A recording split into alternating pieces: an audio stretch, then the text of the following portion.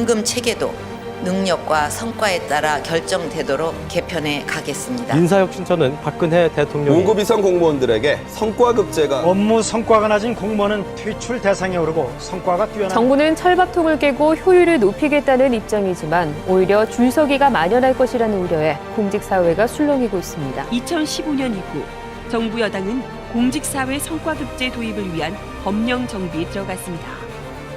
제6조의 2, 7항을 신설했습니다.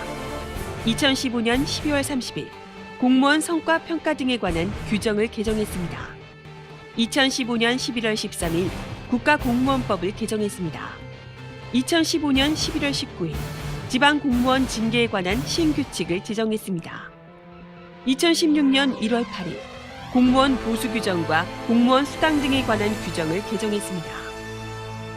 박근혜 정부는 인사정책 입법을 통해 공무원 퇴출제를 위한 사전 준비를 진행해 왔습니다. 존경하는 국민 여러분, 정부는 우리 경제의 재도약을 위한 첫 번째 과제로 노동개혁을 강력하게 추진해 갈 것입니다. 노동개혁은 공무원만의 문제가 아닙니다. 박근혜 대통령의 대선 10대 공약 6번째는 해고 요건 강화였습니다.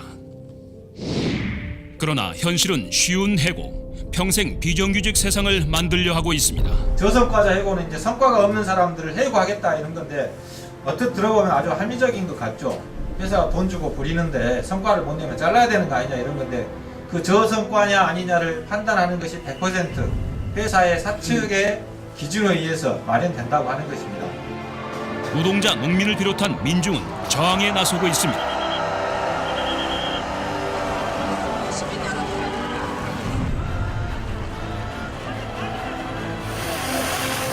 그러나 경찰은 민중의 저항을 살인적으로 진압했습니다.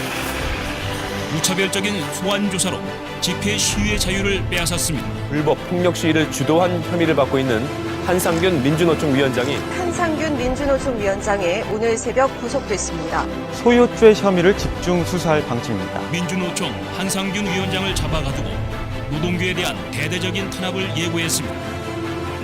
박근혜 정권은 국민 여론을 무시하고 노동계약을 강행하려 하고 있습니다. 그리고 공무원을 그 첫 희생양으로 삼으려 하고 있습니다. 퇴출제라는 이름으로 쉬운 해고를 공직사회에 도입하려고 하고 있습니다. 성과급제는 공무원 퇴출제입니다. 성과급제의 내용은 5급 이하 실무제 공무원에게도 성과관리를 도입하고 최하위 등급자에 대해서는 6개월간의 호봉 승급을 제한하며 10%를 최하위인 C등급으로 강제 할당하겠다는 것입니다. 예를 들어 개인별 지급 등급의 인원 비율이 SS등급 상위 2%, S등급 상위 18%, A등급 40%, B등급 30%, C등급이 10%이고 현원이 29명인 경우 SS등급 1명, S등급 5명, A등급 11명, B등급 9명, C등급 3명이 됩니다. 평가 등급제가 도입되면 승진 시 경력 점수 비중이 대폭 축소되고 평가 등급 우수자의 발탁 승진도 도입됩니다. 특별 성과 가산급 도입으로 상위 2% 최우수자에게 현행 S등급 지급액의 50%까지 가산 지급하게 됩니다.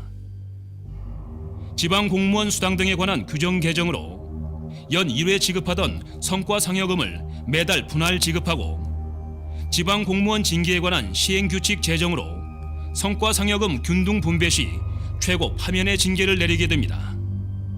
성과 역량 미흡자에 대한 역량 향상 프로그램을 운영하여 평가 결과 부적격자를 직권 면직할 수 있게 됩니다.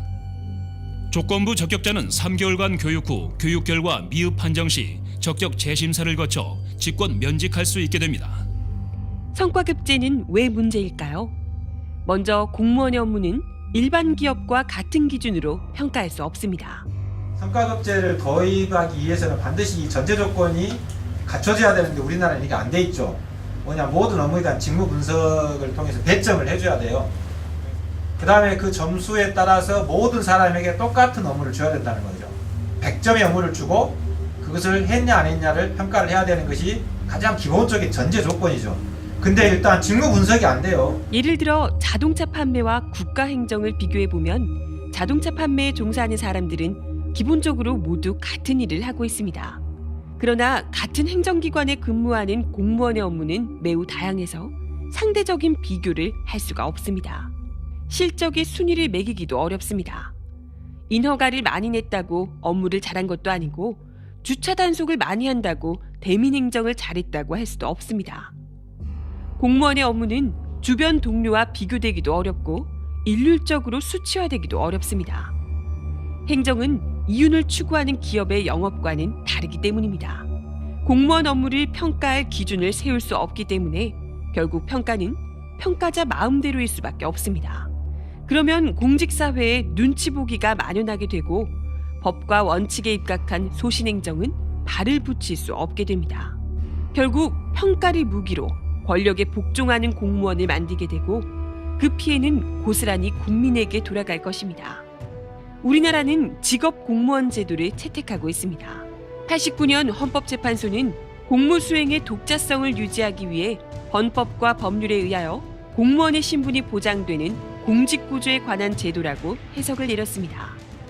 공직사회가 집권 세력을 위한 논공행상의 제물이 되는 것을 막고 정권 교체에 따른 국가 기능의 중단과 혼란을 예방하기 위해 공무원의 평생 직업을 보장하는 제도입니다. 직업 공무원 제도는 세계의 여러 나라가 채택하고 있는 민주사회의 보편적 규범입니다. 기관장이 바뀌든 정권이 바뀌든 눈치 보지 말고 법과 원칙에 따라서 소신 있게 행정을 해라.